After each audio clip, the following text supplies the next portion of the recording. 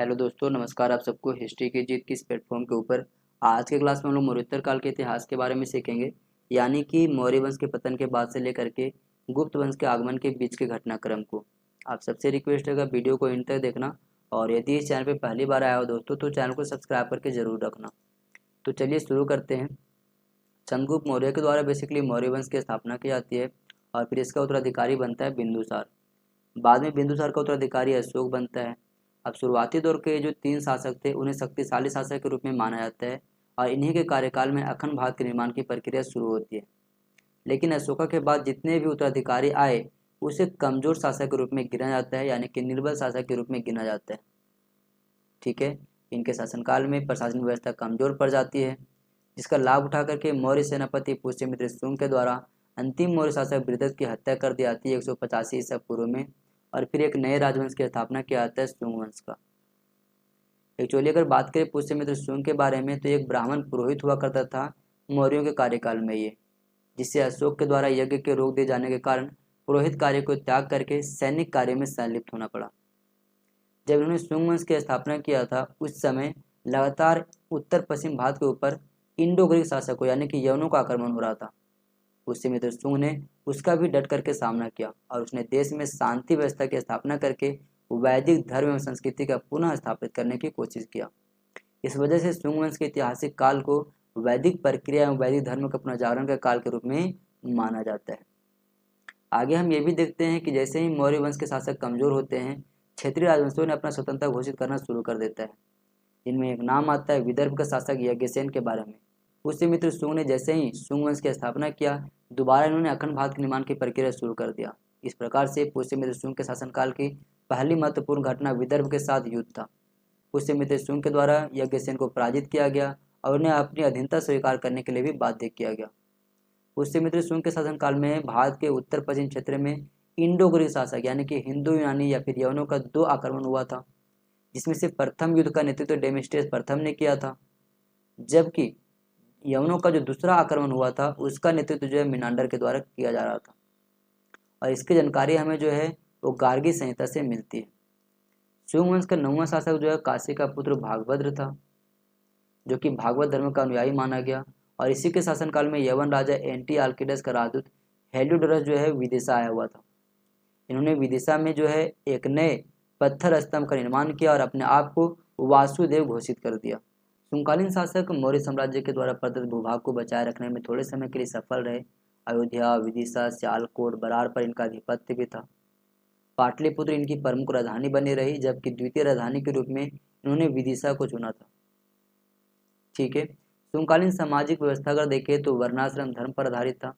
तत्कालीन समय में शूद्रों की स्थिति बहुत ज़्यादा दयनीय थी, लेकिन स्त्रियों की जो स्थिति थी थोड़े बहुत कर कहा जाए तो अच्छा था। कला एवं स्थापत्य की दृष्टि से अगर देखें तो शुंग काल एक नए युग का प्रतिनिधित्व करता है। पूर्व की जो काष्ठ वेदिका थी उसके स्थान पर भव्य तोरण एवं प्रस्तर वेदिकाओं का निर्माण प्रारंभ किया गया इस कार्यकाल में। शुंग कला के उत्कृष्ट नमूने भरहुत, बोधगया तथा सांची के स्तूप से अभी मिलते हैं हमें। मूलतः अगर देखा है तो इसका निर्माण तो अशोक के कार्यकाल में ही किया गया था, लेकिन इन वेदिकाओं में जो पत्थर के तोरण बनाए गए हैं, जो प्रस्तर वेदिकाएं इसमें निर्मित किए गए हैं, वो बेसिकली शुंगों के कार्यकाल में हुई थी। ठीक है, इसी समय देखते हैं शुंग कार्यकाल में ही पाणिनि ने अपनी नई रचना रची थी जिसका नाम था अष्टाध्यायी, और मनु ने मनुस्मृति की रचना भी रची थी। बाद में इसका उत्तराधिकारी जो है वो अग्निमित्र बनता है, और अग्निमित्र का फिर वसुज्येष्ठ, फिर वसुमित्र, फिर भद्रक, भागवत और फिर देवभूति। ये क्रम जो है वो यूजीसी नेट के एग्जाम में डायरेक्टली पूछी जाती है। तो आप सबसे रिक्वेस्ट है कि इस एग्जाम की तैयारी अगर कर रहे हो आप तो ध्यान से इन सारी चीज़ों को नोट डाउन कर लेना। इस प्रकार से अगर देखा जाए तो शुंग वंश के अंतिम शासक थे देवभूति, जिसके बाद में वासुदेव के द्वारा हत्या कर दी जाती है 73 ईसा पूर्व में। ठीक है, और एक नए राजवंश की स्थापना की जाती है जिसे हम कन्ना वंश के नाम से जानते हैं। बेसिकली वासुदेव भी जो थे वो ब्राह्मण वंशीय शासक थे। वासुदेव ने लगभग 9 वर्षों तक शासन किया है। ठीक है, और वासुदेव के बाद इसका उत्तराधिकारी जो है भूमिमित्र बना, फिर उसका उत्तराधिकारी नारायण, और फिर सुशर्मा। सुशर्मा जो था वो कन्नौ वंश का अंतिम शासक माना जाता है, जिसे वायु पुराण के अनुसार आंध्र सतवाहन शासक सिमुक के द्वारा हत्या कर दी जाती है, और एक नए राजवंश की स्थापना की जाती है सतवाहन वंश की। अब यदि हम सतवाहन वंश के बारे में अगर बात करें तो सतवाहन बेसिकली दक्कन वाला एरिया में शासन कर रहे थे। और दक्कन में कौन कौन सा एरिया में, तो आपका वर्तमान के महाराष्ट्र हो गया, कर्नाटक हो गया, तेलंगाना हो गया, आंध्र प्रदेश हो गया, इन सारे एरियाओं में। ठीक है। मत्स्य पुराण के अनुसार अगर देखा जाए तो सातवाहन वंशों में तो 30 राजाओं ने लगभग 450 वर्षों तक शासन किया था। इन्हें मातृवंशीय राजवंश के रूप में भी जाना जाता है। और शुरुआती दौर में इनकी राजधानी जो थी वो प्रतिष्ठानपुर थी, लेकिन बाद में इसकी राजधानी श्रीकाकुलम और फिर धन्यकटक बनाया गया। ठीक है। इस प्रकार से अगर 30 राजाओं में अगर महत्वपूर्ण शासकों के नाम आता है तो उसमें सबसे पहला तो सिमुक, जिन्होंने सातवाहन वंश का स्थापना किया, फिर सतकर्णी, फिर हाल, फिर गौतमीपुत्र सतकर्णी, वशिष्ठिपुत्र पुलुमावी, यज्ञश्री सतकर्णी, और जो अंतिम है उनको नाम है पुलुमावी चतुर्थ। ठीक है। सिमुक के विषय में अगर बात करें तो सातवाहन वंश का ये संस्थापक माना जाता है, जबकि सतकर्णी के विषय में बात करें तो सतकर्णी प्रथम सातवाहन राजा था जिसने सैन्य विजय द्वारा अपने साम्राज्य का विस्तार भी किया था। उसने खारवेल की मृत्यु के बाद कलिंग पर विजय प्राप्त किया। गोदावरी घाटी पर कब्जा करने के बाद उसने दक्षिणापथ के भगवान की उपाधि धारण किया। तो सतकर्णी को एक नई उपाधि मिली थी गोदावरी घाटी पर जब इन्होंने कब्जा किया था, तब उपाधि क्या था तो दक्षिणापथ के भगवान यानी कि स्वामी। सतकर्णी के कार्यकाल में ही उसकी रानी यानी कि उसकी पत्नी नागानिका ने नानाघाट शिलालेख का निर्माण करवाया था। ये नानाघाट शिलालेख जो है महाराष्ट्र में है, जो कि राजा को दक्षिणापथ पति के रूप में वर्णित करता है। ठीक है। सतकर्णी के विषय में अगर आगे बात करें तो इन्होंने अश्वमेध यज्ञ किया और दक्कन में वैदिक ब्राह्मणवाद को पुनर्जीवित किया। फिर आता है हाल। यदि हम हाल के बारे में बात करें तो राजा हाल ने गाथा सप्तशती का संकलन किया है, जो कि प्राकृत भाषा में है और इसका विषय वस्तु प्रेम पर आधारित है। हाल का ही एक मंत्री था जिसका नाम है गुणाध्याय, उन्होंने बृहद कथा की रचना किए थे। आगे बात करें अगर गौतमीपुत्र सतकर्णी की, तो गौतमीपुत्र सतकर्णी जो 106 ईस्वी से शासन करना शुरू करता है और 130 ईस्वी तक शासन करता है। उन्हें सातवाहन वंश का सबसे महान राजा के रूप में भी गिना जाता है। उनका राज्य दक्षिण में कृष्णा से लेकर के उत्तर में मालवा और सौराष्ट्र जो कि गुजरात वाला एरिया में पड़ता है वहां तक, और पूरा में बरार से लेकर के पश्चिम में कोंकण तक फैला हुआ था। आगे हम बात करें तो उनकी मां गौतमी के नासिक शिलालेख में उन्हें शकों, पल्लवों, यवनों के संहारक यानी कि उनके पराजयकर्ता के रूप में चिन्हित किया गया है। ठीक है। छह रातों को उखाड़ फेंकने वाला और सतवाहनों की महिमा के पुनर्स्थापित करने के रूप में इन्हें वर्णित किया जाता है। उन्हें एक ब्राह्मण यानी कि एक अद्वितीय ब्राह्मण और क्षत्रियों के गौरव को नष्ट करने वाला के रूप में भी माना जाता है, और उन्होंने राजा राज और महाराजा की उपाधियां भी धारण किया है। इसके बाद आपका आता है वशिष्ठी पुल्लुमावी यानी कि वशिष्ठी पुत्र पुल्लुमावी, जो कि 130 ईस्वी से लेकर के 154 ईस्वी तक शासन करते हैं। वह गौतमी पुत्र का उत्तराधिकारी था। वशिष्ठी पुत्र पुल्लुमावी के सिक्के और शिलालेख आंध्र में पाए गए हैं। ठीक है। और दूसरी बात है कि उसकी पूरब में व्यवस्थाओं के कारण बहुत ज़्यादा ये व्यस्त था युद्धों में, इसके कारण से पश्चिम भारत के शक क्षत्रपों ने अपने कुछ क्षेत्रों को पुनः प्राप्त कर लिया। आगे बात करें जिसके बाद आपका यज्ञश्री सतकर्णी, जो कि 165 से लेकर 194 ईस्वी तक शासन करता है। सातवाहन वंश के बाद के राजाओं में से एक है ये। उसने शक शासकों से उत्तरी कोंकण और मालवा को पुनः प्राप्त कर लिया था। वह व्यापार और नौवहन का प्रेमी था, जैसे कि उसके सिक्कों पर एक जलायन की आकृति भी हमें देखने को मिलता है। ठीक है। सातवाहन साम्राज्य को कई बड़े प्रशासनिक भागों में विभाजित किया गया था और उन्हें क्या कहा गया है तो उन्हें आहार कहा गया है। जो गांव का प्रशासनिक व्यवस्था था वो ग्रामिकाओं के द्वारा आयोजित की जाती थी। ठीक है। और सातवाहनों ने ब्राह्मणों और बौद्ध भिक्षुओं को कर मुक्त गांव देने की प्रथा भी शुरू किया था। सातवाहनों के कार्यकाल में ही सेवाओं के बदले भूमि अनुदान देने की प्रथा शुरू किया गई। अब हम बात करते हैं इंडो ग्रीक शासन व्यवस्था के बारे में। तो इंडो ग्रीक शासकों को यवन शासक के नाम से जाना जाता है और इनके द्वारा स्थापित साम्राज्य को यवन साम्राज्य के नाम से जाना जाता है। ठीक है। भारतीय उपमहाद्वीप के उत्तर पश्चिम हिस्सों में इन्होंने शासन करना शुरू किया, जो कि वर्तमान के अफगानिस्तान का हिस्सा शामिल था, पाकिस्तान शामिल था और ईरान के कुछ हिस्से इसमें शामिल थे। इसकी शुरुआत जो है वो 180 ईसा पूर्व से हुई, जब बैक्ट्रियन राजा डेमेस्ट्रियस प्रथम ने भारत के ऊपर आक्रमण किया था। इंडो ग्रीक शासकों में सबसे महत्वपूर्ण शासक मिनांडर माना जाता है, जिसका कार्यकाल जो है वो 160 ईसा पूर्व से लेकर के 135 ईसा पूर्व के बीच था। ये अपने प्रजा के साथ न्याय व लोकप्रियता के लिए भी जाने जाते हैं और ऐसा माना जाता है कि मिनांडर बौद्ध धर्म के संरक्षक भी था।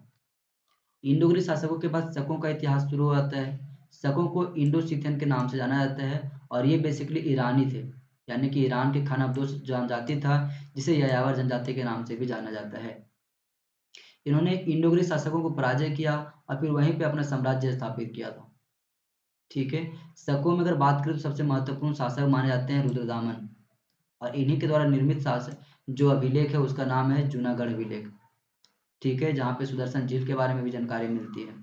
शकों के बेसिकली जो भारत में शाखाएं थी वो 5 भागों में विभाजित थी, जिनमें से 2 महत्वपूर्ण शाखा थी, जिसमें से पहला शाखा आपका आता है कार्दमक राजवंश और दूसरा शाखा आता है आपका क्षहरात राजवंश की। यदि हम बात करें कार्दमक राजवंश के बारे में तो ये मालवा और गुजरात वाले एरिया में शासन कर रहे थे और इनकी राजधानी थी मध्य प्रदेश के उज्जैनी वाला एरिया।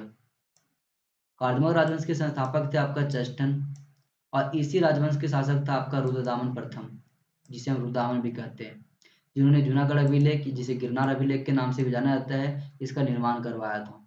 और इसी में बताया जाता है कि सुदर्शन झील का निर्माण का कार्य चंद्रगुप्त मौर्य के कार्यकाल में शुरू हुआ था और इससे भी मरम्मत जो है वो रुद्रदामन के द्वारा किया गया था।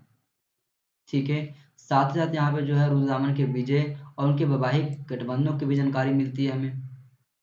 अंतिम में यहाँ पे हमें देखने को ये मिलता है कि जो गुप्त शासक थे जिनका नाम था चंद्रगुप्त द्वितीय, जिसे विक्रमादित्य के नाम से भी जाना जाता है, उन्होंने कार्दमक राजवंश के अंतिम राजा जिसका नाम था रुद्र सिंह तृतीय उसका वध कर देते हैं और इस प्रकार से शकों का इतिहास जो है समाप्त हो जाता है। ठीक है, और यही वजह है कि चंद्रगुप्त द्वितीय यानी कि विक्रमादित्य को शकारी भी कहा जाता है, यानी कि शकों का नाश करने वाला। दूसरा इसमें राजवंश है क्षहरात राजवंश। क्षहरात राजवंश के संस्थापक थे भूमक और राजधानी बनाया हुआ था मंदसौर। अब देखो कई सारे एग्जाम के ऑप्शन में भूमक के बजाय नाहपान दिया होता है, तो ध्यान रखना अगर भूमक ना हो नाहपान लिखा हो तो आप उसको मार्क करके आना, उसमें आपको नंबर मिल जाएगा। ठीक है, नाहपान को ग्रीक अभिलेखों में मामरास के नाम से जाना गया है। आगे हम देखते हैं कि सातवाहन वंश के शासक होते हैं गौतमीपुत्र सतकर्णी और उनके द्वारा एक निर्मित एक शिलालेख होती है जिसका नाम है नासिक शिलालेख। इस शिलालेख में एक जानकारी मिलता है हमें कि नहपान जो थे उनका वध किया जाता है गौतमीपुत्र सतकर्णी के द्वारा और फिर क्षहरात वंश जो है समाप्त हो जाता है। ठीक है, अब शकों के बाद जो है फिर कुषाण वंश का कहानी शुरू होता है भारत में। कुषाण वंश की कहानी की बात करें तो कुषाण वंश के संस्थापक थे कुजुर कड़फिसेस। ये बेसिकली फर्स्ट सेंचुरी एडी से लेकर के फोर्थ एडी तक भारत में शासन करते हैं। कुछ इतिहासकार मानते हैं कि जो कुषाण वंश थे वो चीन के यूची जनजाति थे जो भारत के ऊपर आकर के आक्रमण करके यहाँ पे शासन करना शुरू किए। कुषाणों में सबसे प्रमुख शासक माना जाता है कनिष्क। ठीक है, कनिष्क भारत में आकर के यहाँ की बौद्ध संस्कृति का हिस्सा बना और भारत में सर्वप्रथम भगवान बुद्ध की मूर्तियों का निर्माण भी कुषाण काल में ही शुरू किया गया। ठीक है, अगर हम बात करें कनिष्क के बारे में तो कनिष्क का कार्यकाल जो है वो 78 ईस्वी से लेकर के 105 ईस्वी के बीच में था। उसने सोने व तांबे के सिक्के ढलवाया जिन पर ग्रीक और भारतीय देव देवताओं के मूर्तियां भी बनाई गई थी। उसने सिक्कों पर बुद्ध की तस्वीर भी बनाई। उसने रोम और चीन के सम्राटों की नकल करके कैसर और देवपुत्र की उपाधियां भी धारण किया था। ठीक है, कनिष्क के बारे में और भी आगे अगर जानकारी देखें तो उसने कश्मीर में कनिष्कपुर शहर का निर्माण किया, महायान बौद्ध धर्म का अनुसरण किया और कश्मीर में चौथी बौद्ध संगीति का आयोजन भी है वो कनिष्क के कार्यकाल में ही किया गया था कश्मीर के कुंडल वन में। और इस समय जो है वसुमित्रा जो थे वो चौथी बौद्ध परिषद की अध्यक्षता संभाल रहे थे और अश्वघोष जो थे वो इसका उपाध्यक्ष बने हुए थे। ठीक है, वसुमित्रा के बारे में और भी चीज़ अगर जानकारी देखें तो उन्होंने कई सारे पुस्तकें रचा है जिनमें से महाविभाषा शास्त्र नामक जो रचना है बहुत ज़्यादा महत्वपूर्ण है। जबकि अश्वघोष भी एक रचयिता थे, उन्होंने जो है बुद्धचरित, सौंदरनंद, सारीपुत्र प्रकरण के नाम से कई सारी पुस्तकों की रचना किया है। कनिष्क के कहीं कार्यकाल में चरक जो है वो इसके दरबारी कवि का काम किया करते थे और इन्होंने चरक संहिता का रचना भी किया था। ठीक है, और इसे भारतीय चिकित्सा का विश्व कोश माना जाता है। आगे यदि हम बात करें तो कनिष्क ने पुरुषपुर में एक विहार बनवाया और वहाँ एक विशाल स्तूप का भी निर्माण किया था जिसने काफी ज्यादा विदेशियों को भी आकर्षित किया। कनिष्क के कार्यकाल में ही 78 एडी में संघ संवत की शुरुआत किया गया।